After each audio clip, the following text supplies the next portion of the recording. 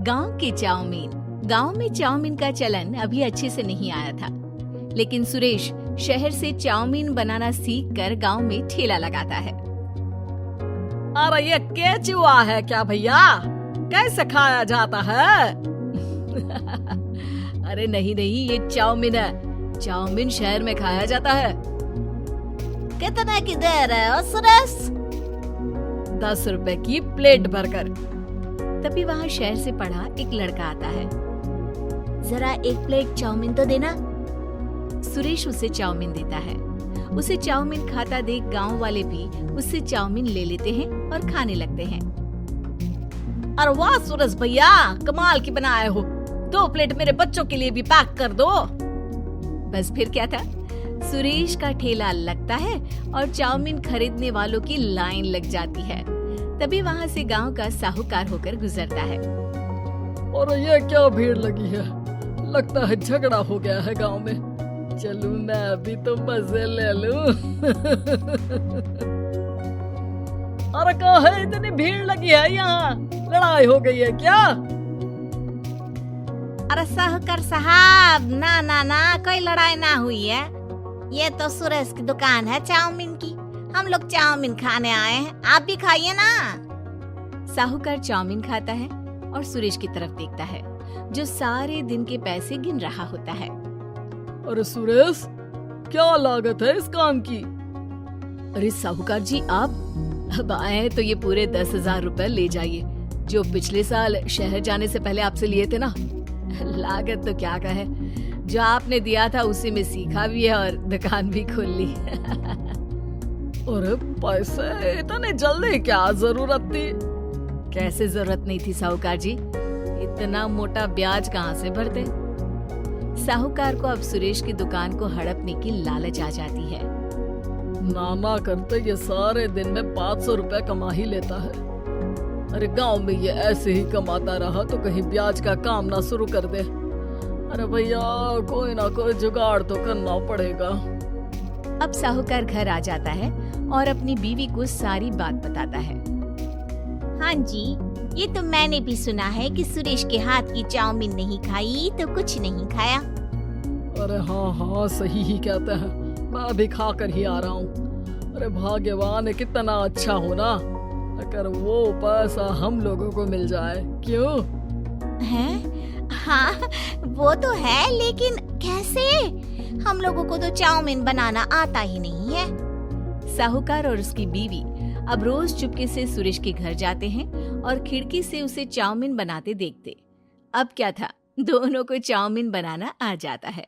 फिर एक रोज, और सुरेंद्र, तुझे साहूकारनी ने बुलाया था। बोल रही थी कि बेटे के जन्मदिन में 10 किलो चाउमीन का ऑर्डर देना है। बना दोगे ना? अरे हाँ साहूकार जी, मैं जरूर बना दूंगा। कब देना है घर में 10 किलो चाउमीन? अरे वो तो तू घर आकर पता कर लेना, मैं नहीं बता पाऊंगा।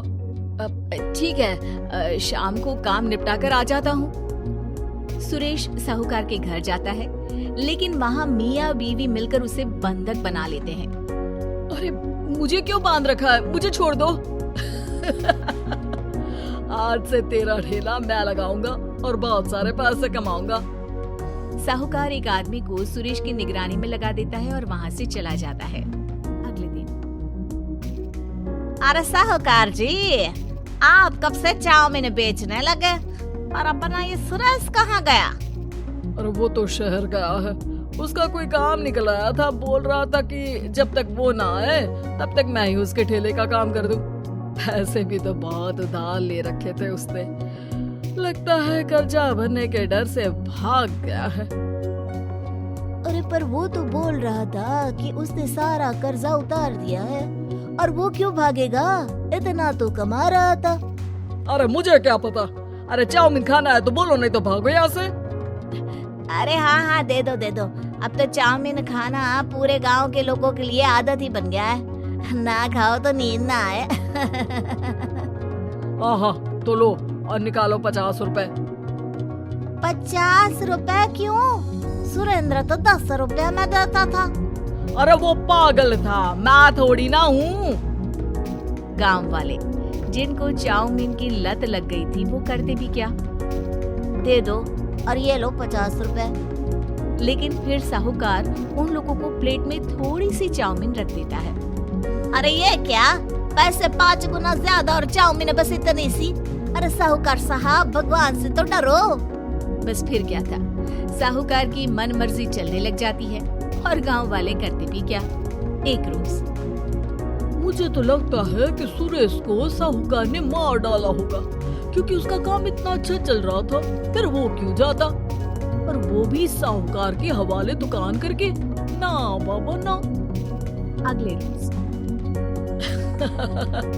भाग्यवान, देखो तो जरा कि सुरेश भी ना कितना पागल था। जिस काम से वो ज्यादा पैसे बना सकता था, उससे इतने कम पैसे छाप रहा था। 50 रुपए प्लेट में भी गांव वाले खूब खा रहे हैं चाउमीन। हाँ जी, और जितने में वो लोगों को 10 प्लेट खिलाता था भर भर कर हम लोग उतने में 20 प्लेट बना रहे हैं। क्यों जी?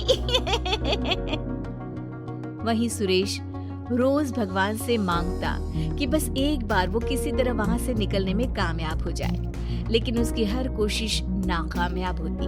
फिर एक दिन, अरे भाग्यवान, ऐसा कुछ करो कि चाउमीन बनाने का खर्चा आधा हो जाए, जिससे हम लोगों को और मुनाफा हो।